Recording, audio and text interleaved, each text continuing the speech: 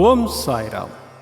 ஸ்ரீ சாயி சச்சரிதம் அத்தியாயம் 35. சோதிக்கப்பட்டு போதாக்குறை ஏதுமில்லை என கண்டுணர்தல். காக்கா மகாஜனியின் நண்பரும் எஜமானரும். பாந்த்ராக்காரரின் தூக்கமின்மை வியாதி. பாலாஜி பாட்டில், நெவாஸ்கர். இந்த அத்தியாயமும் உதியின் முக்கியத்துவத்தை குறிக்கும் செய்திகளை தொடர்கிறது. பாபா சோதிக்கப்பட்டு போதாக்குறை ஏதுமில்லை என கண்டுணரப்பட்ட 2 நிகழ்ச்சிகளையும் அது உரைக்கிறது. இந்நிகழ்ச்சிகளை முதலில் காண்போம். முன்னுரை.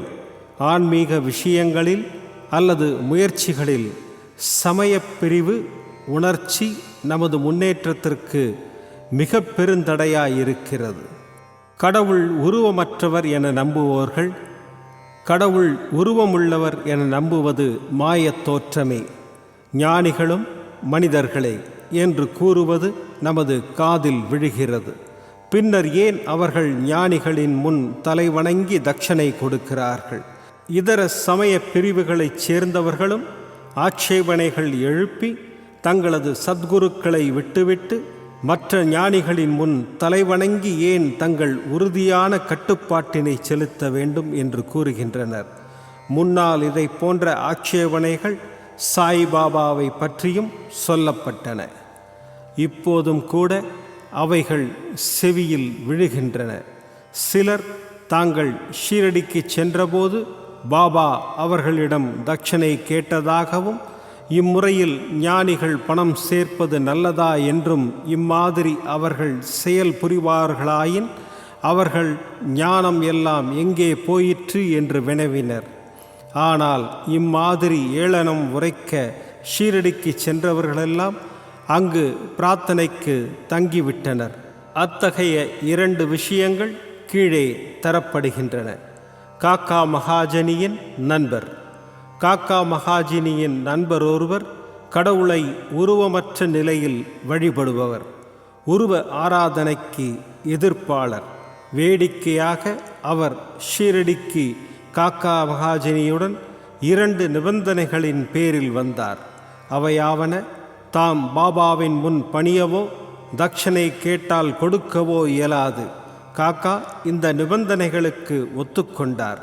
அவ்விருவரும் ஒரு சனிக்கிழமை இரவு பம்பாயை விட்டு புறப்பட்டு ஷீரடிக்கு அடுத்த நாள் சென்றனர். மசூதி படிகளில் அவர்கள் காலடி எடுத்து வைத்தவுடனே பாபா அந்த நண்பரை தூரத்திலேயே பார்த்து கீழ்கண்ட இனிமையான சொற்களால் அழைத்தார். ஏன் வந்தீர் ஐயா? இச்சொற்களை அவர் உதிர்த்த குரல் வெகு புதிய விதமாக இருந்தது. அந்த நண்பனின் தகப்பனார் குரல் போலவே அச்சாக இருந்தது. அது மறைந்த தனது தந்தையை பற்றி அவருக்கு நினைவூட்டி சந்தோஷத்தால் புல்லரிப்பை ஏற்படுத்தியது. அவரது குரலுக்குத்தான் எத்தகைய வியத்தகு சக்தி! ஆச்சரியப்பட்டு, இது எனது தந்தையின் குரல்தான் என்பதில் ஐயமில்லை என்று கூறிவிட்டு உடனே மேலே சென்று பாபாவின் பாதங்களில் தனது தலையை வைத்து வணங்கினார். பின்னர் பாபா 2 முறை தட்சணை கேட்டார். காலை ஒரு முறையும், அவர்கள் விடை பெறும்போது மாலை ஒரு முறையும். ஆனால் அதை காக்காவிடமிருந்து மட்டுமே கேட்டார். அவரது நண்பரை கேட்கவில்லை. நண்பர் காக்காவிடம் கிசுகிசுத்தார். 2 முறை பாபா உம்மிடமிருந்து தட்சணை கேட்டார். நான் உம்முடனே இருந்தும் அவர் ஏன் என்னை புறக்கணிக்க வேண்டும் என்றார். அதற்கு காக்கா, பாபாவை கேளும் என்றார். பாபா காக்காவிடம் அவர் நண்பர் என்ன முணுமுணுக்கிறார் என்று கேட்டார். அப்போது அந்த நண்பரே பாபாவிடம் தாம் ஏதும் தட்சணை கொடுக்கலாமா என்று கேட்டார். பாபாவும், உமக்கு கொடுக்க பிரியமில்லை, எனவே உம்மை கேட்கவில்லை. கொடுக்க இப்போது பிரியப்பட்டால் கொடுக்கலாம் என்று பதிலளித்தார். அவர் காக்கா அளித்த அதே தொகையான 17 ரூபாயை தட்சணையாக அளித்தார். பின்னர் அவரிடம் பாபா பின்வரும் மொழிகளை உரைத்தார். தேலியின் சுவற்றை, அதாவது கோட்டை சுவர், வேற்றுமை உணர்வு. அதை இடித்தால்தான் நாம் ஒருவரை ஒருவர் முகத்திற்கு முகம் பார்க்கலாம், சந்திக்கலாம். பின்னர் பாபா அவர்கள் புறப்படுவதற்கு அனுமதி அளித்தார். வானிலை மப்பாகவும் பயமுறுத்துவதாகவும் இருந்தபோதும் பாபா அவர்களுக்கு பத்திரமான பயணத்திற்கு உறுதி கூறினார். இருவரும் சௌக்கியமாக பம்பாய் வந்தடைந்தனர். அவர்கள் வீட்டுக்குச் சென்று வீட்டின் கதவு ஜன்னல்களை திறந்தபோது 2 பக்ஷிகள் தரையில் விழுந்து இறந்து கிடப்பதையும் ஒன்று அப்போதுதான் ஜன்னல் வழியே பறந்து சென்றதையும் கண்டனர். ஜன்னலை திறந்து வைத்துவிட்டு போயிருந்தால் 2 பக்ஷிகளும் காப்பாற்றப்பட்டிருக்கும். ஆனால் அவைகள் தங்களது விதியை எய்தின என்றும் 3வது பக்ஷியை காக்காவே பாபா தம்மை அனுப்பியிருப்பதாகவும் அவர் நினைத்தார். காக்கா மகாஜனியின் எஜமானர் டக்கர் தரம்சி ஜேடாபாயி என்ற பம்பாய் வக்கீலின் கம்பெனியில் காக்கா மேலாளராக பணியாற்றி வந்தார். முதலாளியும் மேலாளரும் நெருக்கமான பழக்கத்தில் இருந்தனர். காக்கா அடிக்கடி ஷீரடிக்கு போய்க் கொண்டிருப்பதும் அங்கு சில நாட்கள் தங்குவதும் பாபா அனுமதி அளித்ததும் திரும்புவதும் டக்கருக்கு தெரியும். வேடிக்கையாகவும் பாபாவை சோதிப்பதற்காகவுமே டக்கர் காக்காவுடன் ஷிம்கா விடுமுறையின் போது ஷீரடி போக முடிவு செய்தார். காக்கா உடனே திரும்புவது நிச்சயமில்லை. ஆததால் அவர் தன்னுடன் துணையாக வேறொருவரையும் அழைத்து கொண்டார். மூவரும் புறப்பட்டனர். காக்கா 2 சேர் காய்ந்த திராட்சையை பாபாவுக்கு அன்பளிப்பாக வாங்கினார். அவர்கள் உரிய தருணத்தில் ஷீரடிக்கு போய் மசூதிக்கு பாபாவின் தரிசனத்தை பெறுவதற்காக சென்றனர். பாபா சாஹேப் தர்கத் அங்கு இருந்தார். டக்கர் அவரை ஏன் அவ்விடம் வந்தார் என்று விசாரித்தார். தர்கத் அதற்கு தரிசனத்திற்காக வந்திருக்கிறேன் என்றார். அதற்கு டக்கர், ஏதாவது அற்புதங்கள் இங்கு நிகழ்கின்றனவா என்றார். அதற்கு தர்கத் கூறினார், எனது நோக்கம் அதுவல்ல. ஆனால் பக்தர்களின் ஆர்வமிக்க பிரார்த்தனைகள் இவ்விடத்தில் திருப்திப்படுத்தப்படுகின்றன. பின்னர் காக்கா பாபாவின் முன் விழுந்து நமஸ்கரித்து திராட்சையை சமர்ப்பித்தார். பாபா அவைகளை விநியோகிக்க கட்டளையிட்டார். டக்கருக்கும் சில கிடைத்தது. அவருக்கு திராட்சை பிடிக்கவில்லை. மேலும் நன்றாக கழுவி சுத்தப்படுத்தப்படாமல் அவைகளை சாப்பிட வேண்டாம் என்று டாக்டர்கள் அவருக்கு கூறியிருந்தனர். எனவே அவர் திகைத்தார். அதை அவர் விரும்பவில்லை. ஒதுக்கி தள்ளவும் முடியவில்லை. சம்பிரதாயத்திற்காக அவைகளை வாயிலிட்டு கொண்டார். ஆனால் விதைகளை என்ன செய்வதென்று தெரியவில்லை. மசூதி தரையில் அவைகளை துப்ப அவரால் இயலவில்லை. எனவே அவரது விருப்பத்திற்கு மாறாக அவைகளை தனது சட்டை பையில் போட்டுக்கொண்டார். பாபா ஒரு ஞானியாக இருந்தால் திராட்சையின் மீது தமக்குள்ள வெறுப்பை அவர் எங்கனம் அறியாமல் இருந்து அதை உண்ணச் சொல்லி அவரை வற்புறுத்த முடியும் என்று தன் மனதுக்குள் சொல்லிக்கொண்டார். இவ்வெண்ணம் அவர் மனதில் எழும்பியதும் பாபா அவருக்கு மீண்டும் சில திராட்சைகளை கொடுத்தார். அதை அவரால் உண்ண இயலாமல் கைகளில் வைத்து கொண்டிருந்தார். அப்போது பாபா அதை உண்ணும்படி அவரை கேட்டார். அவரும் கீழ்ப்படிந்தார். அவரது ஆச்சரியத்திற்கேற்ப அவைகளெல்லாம் விதையற்ற திராட்சைகளாயிருந்தன. அற்புதங்களை அவர் காண விரும்பினார். இதோ ஒன்று. பாபா தனது எண்ணத்தை அறிந்து அவரது விருப்பத்திற்கு ஏற்ப விதையுள்ள திராட்சைகளை விதையற்றவைகளாக மாற்றிவிட்டார் என்பதை அவர் அறிவார். எத்தகைய வியத்தகு சக்தி! மேலும் சோதிக்க விரும்பி பக்கத்தில் இருந்த தர்க்கத்தை அவர் எவ்வகை திராட்சை வைத்திருக்கிறார் எனக் கேட்டார். அவர் விதையுள்ள திராட்சை என்றார். டக்கருக்கு இதை கேட்க இன்னும் அதிக வியப்பாயிற்று. தமது வளர்ந்து வரும் நம்பிக்கையை உறுதிப்படுத்த பாபா ஒரு உண்மையான ஞானியானால் திராட்சை காக்காவுக்கு முதலில் கொடுக்கப்பட வேண்டும் என நினைத்தார். இவ்வெண்ணத்தையும் படித்தறிந்த பாபா காக்காவிலிருந்து தொடங்கி விநியோகம் செய்யப்பட வேண்டுமென ஆணையிட்டார். இந்த நிரூபணங்களெல்லாம் தக்கருக்கு போதுமானவைகளாயிருந்தன. பின்னர் ஷியாமா டக்கரை பாபாவிடம் காக்காவின் எஜமானர் என்று அறிமுகப்படுத்தினார். பாபா, அவரது எஜமானராக இவர் எங்கனம் இருக்க முடியும்? அவருக்கு முழுமையும் வேறொரு எஜமானர் இருக்கிறார். காக்காய் பதிலை பாராட்டினார். தனது தீர்மானத்தை மறந்துவிட்டு டக்கர் பாபாவை வணங்கிய பின்னர் வாதாவுக்கு திரும்பினார். மத்தியான ஆரத்தி முடிந்ததும் அவர்களெல்லாம் புறப்படுவதற்கு பாபாவின் அனுமதி பெறுவதற்காக மசூதிக்கு சென்றனர். ஷியாமா அவர்களுக்காக பேசினார். பின்னர் பாபா இவ்விதமாக உரைத்தார்: நிலையற்ற புத்தி உள்ள ஒரு மனிதன் இருந்தான். அவன் செல்வம், ஆரோக்கியம் முதலியவை வாய்க்கப் பெற்றிருந்தான். மனோவேதனையில் இருந்து விடுபட்டவனாக இருந்தான். எனினும் தேவையற்ற கவலைகளையும் பாரங்களையும் தன் மீது போட்டுக்கொண்டு மன அமைதியை இழந்து இங்கும் அங்கும் சுற்றித் திரிந்தான். சில சமயம் பாரத்தை எல்லாம் இறக்கிவிட்டும் சில சமயம் அவற்றை மீண்டும் சுமந்தவனாயும் இருந்தான். அவனது மனம் ஒரு உறுதிப்பாட்டையே அறிந்ததில்லை. அவனது நிலை கண்டு நான் இரக்கம் கொண்டேன். அவனிடம், இப்போது நீ விரும்பும் ஏதாவது ஒரு இடத்தின் மீது உன் நம்பிக்கையை தயவு செய்து வைப்பாயாக. ஏன் இவ்வாறு சுற்ற வேண்டும்? அமைதியாக ஏதாவது ஒரு இடத்தை பற்றிக்கொள் என்று கூறினேன். உடனே டக்கர் அவருக்கு பொருத்தமான வர்ணனை தனக்குரியதே என அறிந்தார். காக்காவும் தம்முடன் திரும்ப வேண்டுமென அவர் நினைத்தார். காக்கா அவ்வளவு சீக்கிரம் அனுமதிக்கப்படுவார் என்று ஒருவரும் எண்ணவில்லை. பாபா அவரின் இந்த எண்ணத்தையும் படித்தறிந்து காக்காவை அவரது எஜமானருடனேயே திரும்ப அனுமதி அளித்தார். மற்றொருவரின் மனதில் இருக்கும் எண்ணத்தை அறியும் பாபாவின் திறமைக்கு மேலும் ஒரு நிரூபணம் அவருக்கு கிடைத்தது. பின்னர் பாபா காக்காவிடமிருந்து ரூபாய் 15 தட்சணையாக கேட்டு பெற்றார். அவர் காக்காவிடம் பின்வருமாறு கூறினார்: எவரிடமிருந்தாவது 1 ரூபாயை தட்சணையாக பெற்றுக்கொண்டேன் என்றால் அவர்களுக்கு 10 மடங்காக திருப்பித் தர வேண்டி இருக்கிறது. நான் ஒருபோதும் எதையும் விலையில்லாமல் இலவசமாக பெறுவது கிடையாது. சீர்தூக்கி பாராது நான் யாரிடமிருந்தும் தட்சணை பெறுவதில்லை. யாரை பக்கிரி சுட்டி காட்டுகின்றாரோ அவரிடமிருந்து மட்டுமே நான் கேட்கிறேன். யாரேனும் பக்கிரிக்கு முன்பே கடன் பட்டிருந்தால் அவரிடமிருந்து பணம் வசூலிக்கப்படுகிறது.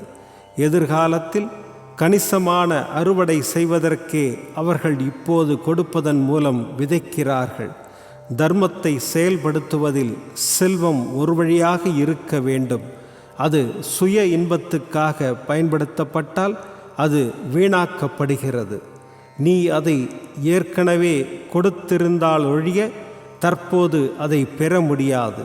எனவே பெறுவதற்கு மிகச்சிறந்த வழி கொடுத்தலேயாம். தட்சணை கொடுத்தால் வைராக்கியத்தை, அதாவது பற்றின்மை வளர்கிறது. அதன் மூலம் ஞானம், பக்தி இவற்றை விருத்தி செய்கின்றது. ஒன்றை கொடுத்து 10 திரும்பப் பெறுங்கள். இம்மொழிகளை கேட்டு தமது தீர்மானத்தை மறந்தவராய் டக்கர் தாமாகவே ரூபாய் 15 பாபாவின் கைகளில் கொடுத்தார். அவரது எல்லா ஐயங்களும் தீர்க்கப்பட்டு பலவற்றை கற்றுக்கொண்டார். ஆதலால் ஷீரடிக்கு தாம் வந்தது நன்மையானது என்று அவர் எண்ணினார். இத்தகைய விஷயங்களை கையாளுவதில் பாபாவின் திறமை தனித்தன்மை வாய்ந்தது. இவைகள் யாவற்றையும் அவர் செய்தபோதும் மொத்தத்தில் இவைகளின் மேல் சாராதவராகவே இருந்தார். யாராவது அவரை வணங்குவதோ அல்லது வணங்காமல் இருப்பதோ, அவருக்கு தட்சணை கொடுப்பதோ கொடுக்காமல் இருப்பதோ இவைகளெல்லாம் அவருக்கு ஒன்றே. அவர் ஒருவரையும் அவமதிக்கவில்லை. தாம் வணங்கப்படுவதால் அவர் மகிழ்ச்சி அடைந்ததில்லை. அன்றி தாம் மதிக்கப்படாததால் அவர் துன்புற்றதும் இல்லை. மாறுபட்ட இருமைகள், சுகம், துக்கம் போன்றவற்றை அவர் கடந்து நின்றார். தூக்கமின்மை வியாதி. பாந்த்ராவில் காயஸ்த பிரபு ஜாதியைச் சேர்ந்த ஒருவர் நெடுநாள் தூக்கமின்மை நோயால் அல்லலுற்றார். அவர் படுக்கையில் படுத்தவுடனே அவரது இறந்து போன தந்தையார் கனவில் தோன்றி அவரை கடுமையாக திட்டினார். இது அவரது தூக்கத்தை கலைத்து இரவு முழுவதும் அவரை இருப்பு கொள்ளாமல் செய்தது. ஒவ்வொரு நாள் இரவும் இது நடந்தது. அம்மனிதருக்கு என்ன செய்வதென்றே புரியவில்லை. ஒரு நாள் பாபாவின் பக்தர் ஒருவரை அவர் இவ்விஷயத்தில் கலந்தாலோசித்தார். பிழையாத நிவாரண சஞ்சீவினியான பாபாவின் உதி ஒன்றையே அவர் அறிவார். அவருக்கு சிறிது உதி கொடுத்து அவர் படுக்கைக்கு போகும் முன் அதை சிறிது நெற்றியிலிட்டு கொள்ளும்படியும் அவ்வுதி பொட்டலத்தை தலையணைக்கு அடியில் வைத்து கொள்ளும்படியும் கூறினார். இந்த சிகிச்சையை அவர் முயன்று பார்த்தார். அவரது பெரும் வியப்புக்கும் மகிழ்வுக்கும் ஏற்ப அவருக்கு நல்ல உறக்கம் ஏற்பட்டது. எவ்வித தொந்தரவும் இல்லை. இந்த சிகிச்சையையே அவர் தொடர்ந்து பின்பற்றி எப்போதும் சாயியே நினைவு கூர்ந்தார்.